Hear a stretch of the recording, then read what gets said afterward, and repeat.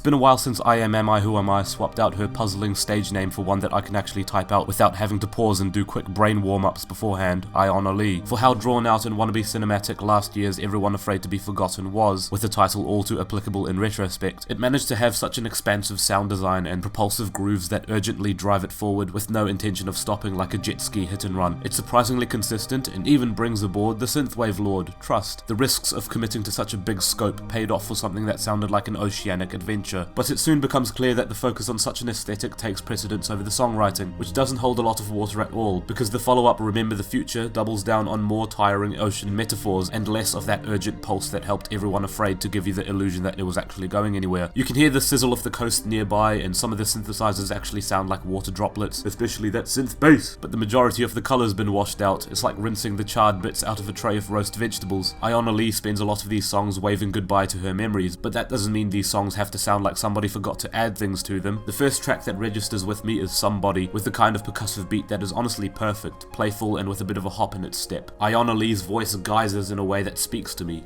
Farewell. In fact, I could probably point out some other melodies that feel wistful and distant. The chorus of Silence My Drum, the chord progression on Wide Open, and Ionna and Zola Jesus show some dual sorcerer energy as they harmonize on Matters, but I'm not going to keep tweezer picking the marginally good bits out of an album that's insipidly overcast. The thing is, this album has quite a few good bits, but the transition between them is so lethargic and banana string pithy that it softens the impact. A few minutes into Islander, you hear such an anxious synth bass line, and it sounds as if things are going to ramp up, and do they?